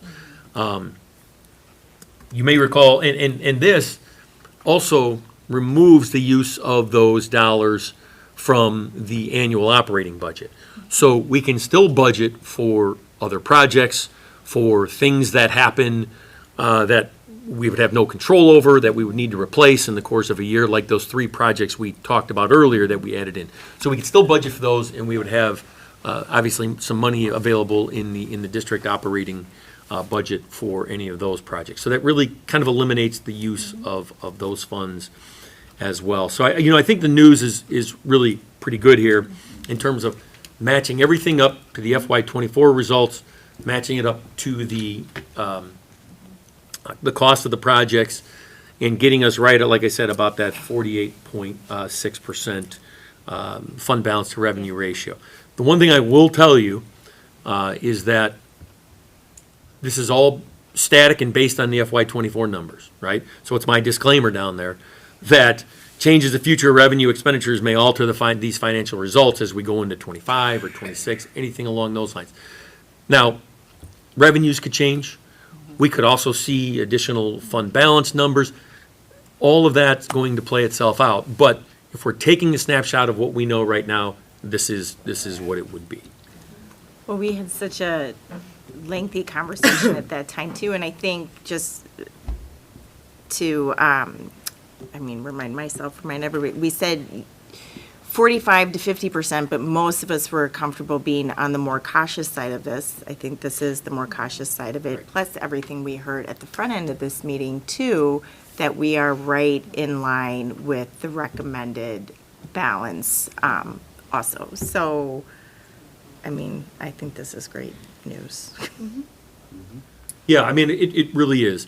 And again, like I said, we may budget, we'll look at if there's some other projects we need, and if we don't use that money, well, then that just goes back into the fund balance in future years as well, out of the operating budget.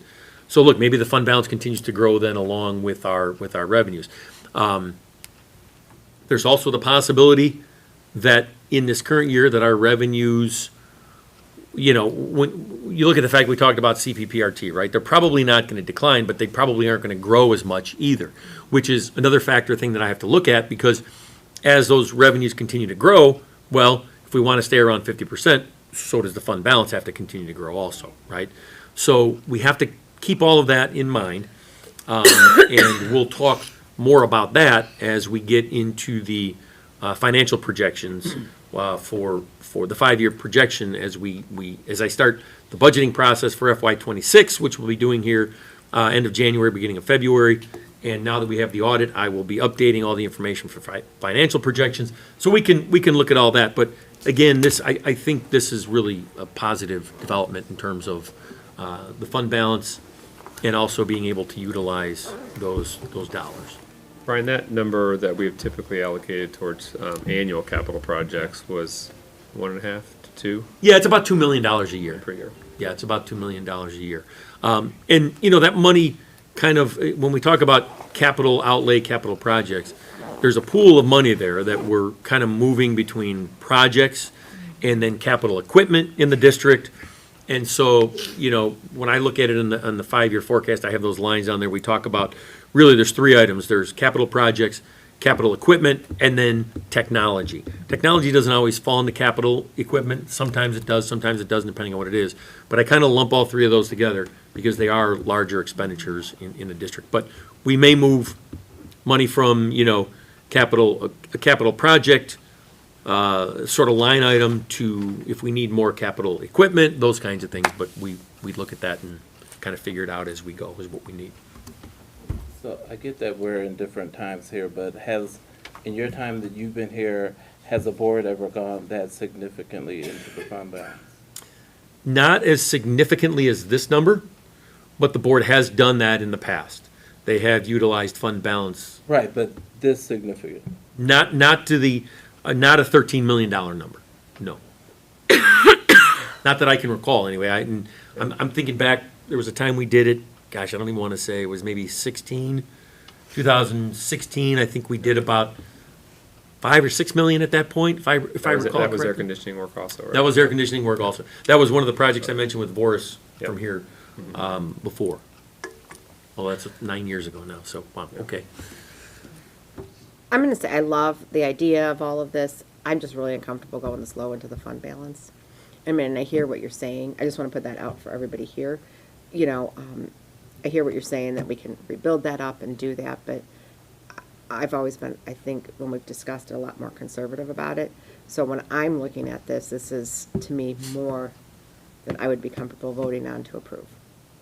I just feel that that's for our emergency funds, and while this is not all necessary, and I think it's great that we, you know, could have the opportunity to do it, I don't feel like our finances are such that this would be the time to do it.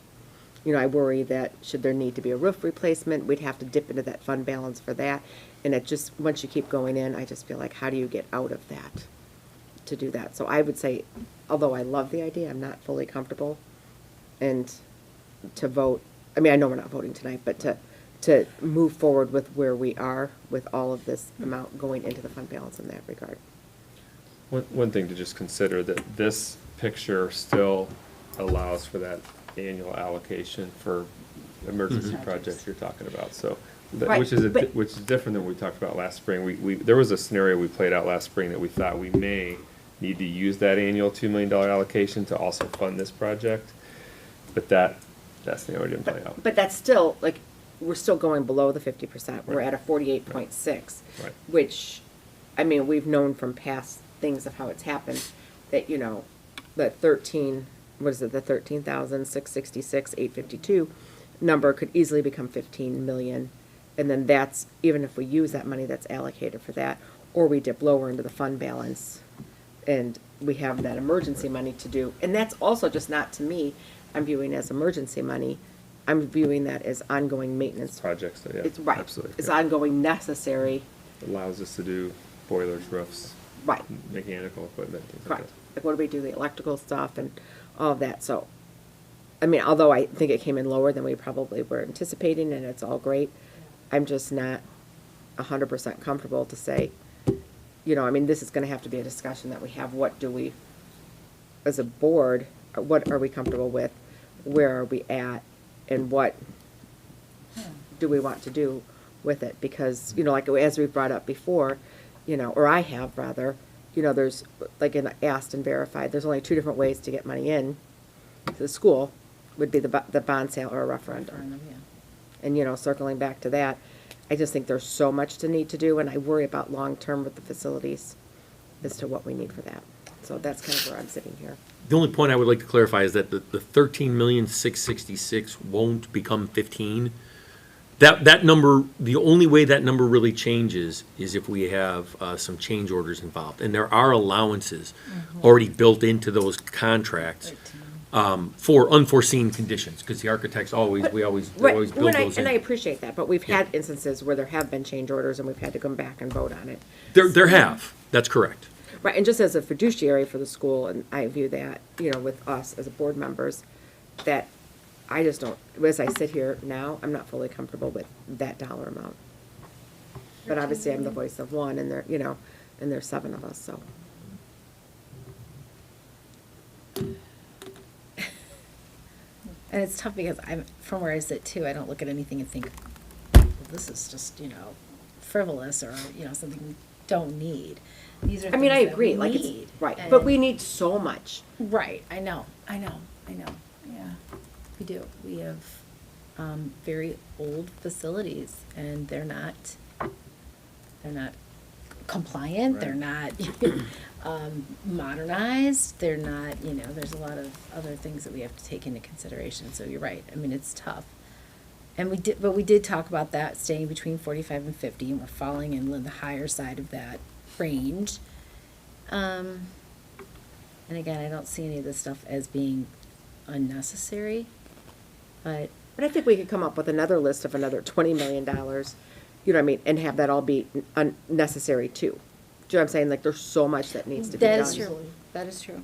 Like, I don't know. Do you know what I'm saying? Like, you could put, Paralyze all of our work by, like, there's always something, there right? always is, like, it's all, So- like, we could put 10 more projects out here and have those all be like, gosh, those Yeah. are necessary too. So I just think, reflect, I mean, not to say that I'm not proposing we bring in other projects or consider other things in place of it. I just think for me, it comes back to that fund balance number, and I don't love dipping in. Yeah, I'm not a big fan of dipping in it either. I was happy to see that we were moving from 47 to 48.6. That made me feel a little bit better. I definitely am open to hearing what Jill has to say on this. But as of right now, where I'm sitting, I see some of these things as very important. Do I see them as necessary? I feel like the elevator is necessary. That's, to me, that's a non-starter. That's our smallest number, so it's not gonna. I would agree with make- you on that. Make a big impact on our fund balance, but, I mean, these are hard decisions. And the bathrooms, being able to upgrade those to an ADA compliance. Yeah. That's a big deal. I mean, personally, I'm sitting at, I feel like these things are necessary, and I'm comfortable at that percentage. I'm not feeling great about it, but I'm feeling comfortable with it, at least where I sit. I mean, I go back to give or take 50% is where you need to be. I would say coming in like less than 2% on either side is in that range. I'm actually glad that we're going to spend some of the fund balance because you don't want it to get too much beyond that. So I was very happy to read this, and I would be comfortable. But this isn't a vote tonight, but just to throw it out there. I wouldn't be comfortable going much lower than that. I was actually kind of glad that it wasn't going to be a really, really, slash in all the projects. But, we'll see where the asbestos, hear what everybody else has to say too. The other point about, the air conditioning project here at North Campus is that, correct me if I'm wrong, John, but once that project would be completed, there would be air conditioning in all of the classrooms in the North Campus main building. Is that accurate? Yes, all learning spaces, community spaces will have it. Now, that's on this side, across the street, Not fun. not across the street. Right. But here in the main building, everything would be air conditioned. I wanted to bring that up earlier. Thank you. Is there, just to kind of help with comfort on the expenditure, a possibility of looking at a phased approach to the air conditioning number and seeing if we could maybe prioritize and do a portion of it this year and then phase in the balance next year or so, so that we're not looking at 10 million and we're looking at more like 7. I don't know if that's feasible or possible. Would you have to rebid that, or? You would. You'd have to rebid that. But, Yeah. I mean, my only argument to that is, where are we gonna get 7 million the next year? Right. Because it's still gonna have to come from But the it wouldn't fund be balance. 7, it would be, Like half. it would be like 3 or 4. But where are we gonna get that if, you know what I mean? If we're gonna have to, it would be double the amount of work, prices would go up if we were gonna have to go Right. the next year to That's the dip into downside. It was to the saying, fund like, balance. you bid it That out, doesn't make any Yeah. more you do it sense. next year, and it's Yeah. Right. 20% higher, or whatever. I mean, it's not like there's gonna be like Yeah. next year we have a bond sale and that we would pop it with that. I mean, you're talking, that's a long ways off. I mean, that's just mine. I mean, one factor to consider also is just the investment that the board has already made in having the architects prepare bid specs and get to this point, and there's been significant cost, so just something to consider. again, this is simply discussion tonight. Yeah, sure. And to that point, those bid specs never go away. So, look, yeah, sure, we're gonna pay for the bid specs that we know. But if the board was to say, well, we're not gonna move forward with this, well, we could always reutilize those again at another time if that's what the board chooses to do, so. But we also know that costs could increase in time, right? Like, we did that, we already got hit with that with the I last haven't seen them one. go down. They're not coming down. Any of the time that I've sat on there, Right. I've not seen anything Yeah, really go down. I think this is my 24th year in school of finance, and I've never Yeah. seen them go down, so, Yeah, and even to that point, I mean, maybe if we'd been dipping into the reserves or using some of that money earlier on, we would have been a little further along, Mhm. which we're not. So now we're here. This Yeah. is a kind of one of those moments, you know? Which just historically, and you would know better than I would, but there was a period of time where we couldn't because there was a supply and demand issue and we just couldn't get the work That's true. done. We couldn't get materials, which is why the balance even crept up as much as it did before we could start did, using yeah. some of it. Yeah. We had some sticker shock on some stuff. too. Sure we did, yeah. I mean, I think this will also segue into our discussion when we have one about the Willow Springs property, because that's another source of funding, to do that. That's true. You know what I mean? So, if we decide to put it out to bid, sell it, that kind of thing, that would be the only last source of funding we would have. But, I mean, we're not there right now, to consider it, but Like, Brian and I's overall plan here was obviously have this discussion tonight about this project. And then come back 2 weeks later, pending approval of this or further discussion, also have a Goal 5 update. Look back at the objectives that the community outlined in 2022 in terms of those 5 broad objectives that they outlined in the engagement process.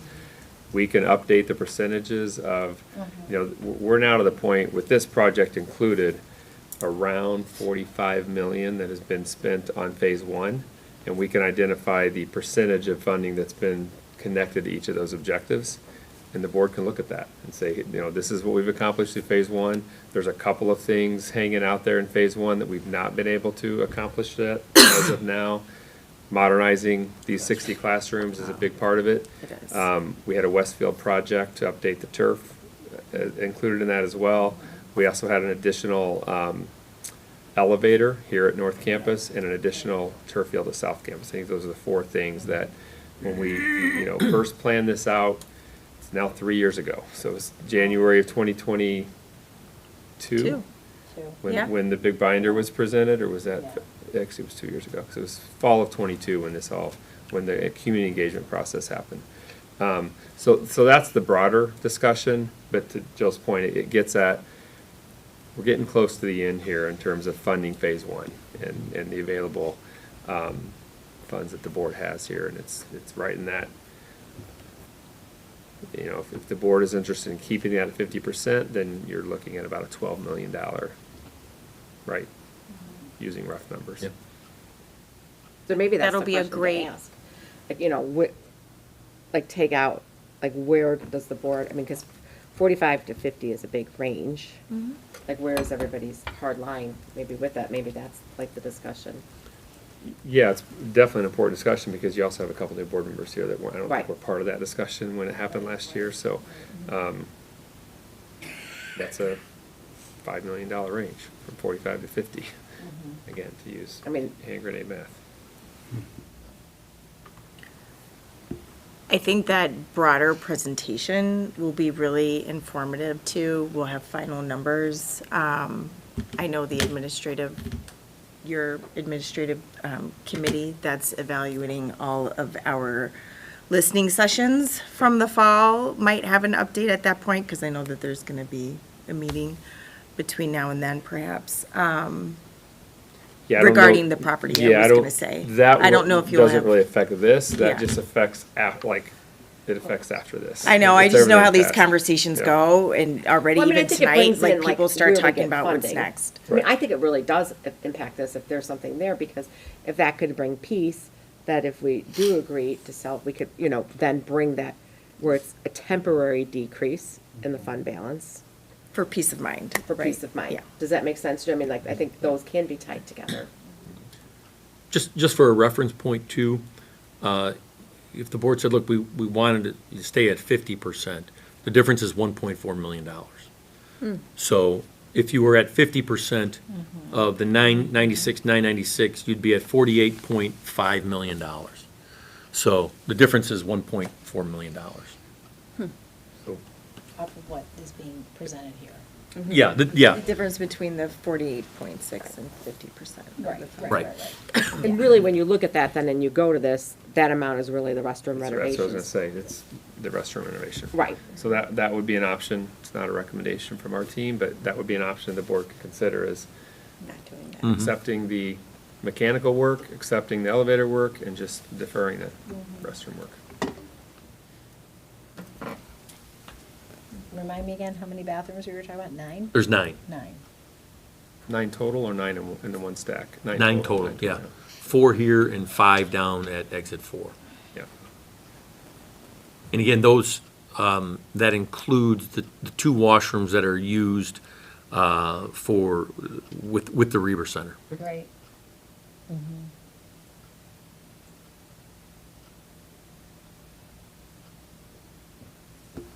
And I know we've updated some bathrooms here too, so we had those, we're done, but.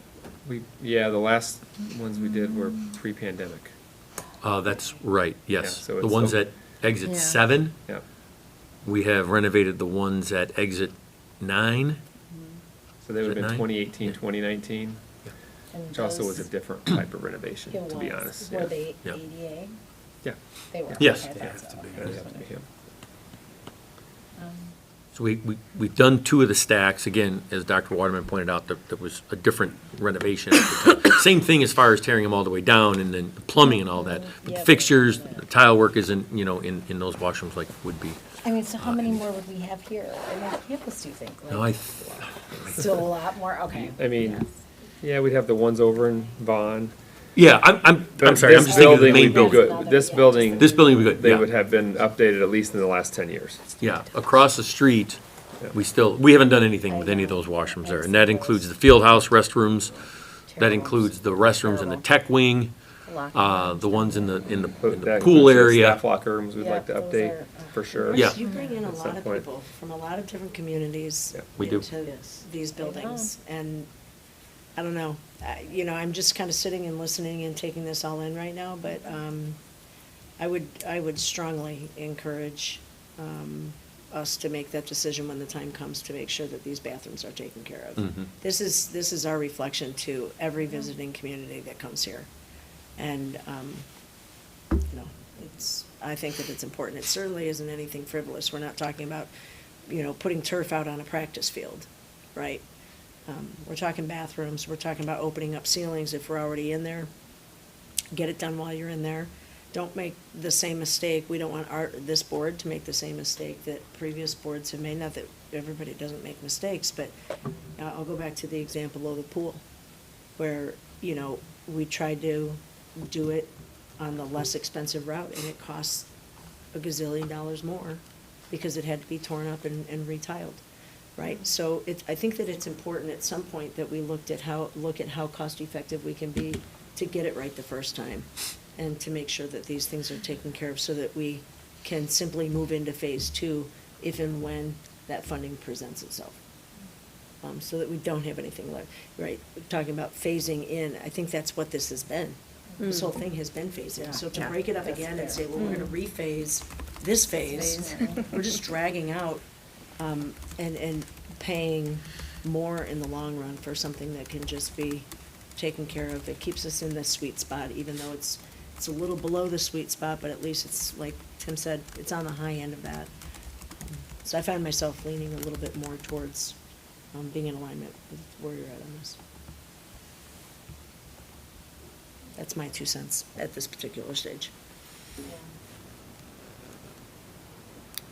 Well, this is an information only. Yep. Yes, it Does is. anybody else want to ask questions or share considerations for when we come back in a couple of weeks? No? good and very important discussion always. So thank you all. I appreciate it. Thank you, Brian. Thanks. All right. So in 2 weeks, we'll talk some more. So that concludes new business for this evening, and now we move on to our consent agenda, which includes payment of bills and financial statements for LTHS and LADSI for the month of December 2024, human resources items for LTHS and LADSI, review and approval of the meeting minutes, disposal of surplus equipment, and overnight student travel. Can we have a motion to approve the consent agenda as presented? So moved. Second. Thank you. Marilyn, could you please call the roll? Member Peter Daniels? Yes. Member Billings? Yes. Member Giannotti Frye? Yes. Member Truitt? Yes. Member Thomas? Yes. Member Alvarez? Yes. Member Gretsch? Yes. Okay, and do we have any public participation? No? All right. Well then, may I please have a motion to adjourn the meeting? So moved. All in favor? Aye. Opposed? Our meeting is adjourned. Thanks, everybody. Really appreciate you coming. Thank you, guys. Thank you. Stay warm. Thank you. Yes, stay warm. Gold, right? Start good. Right.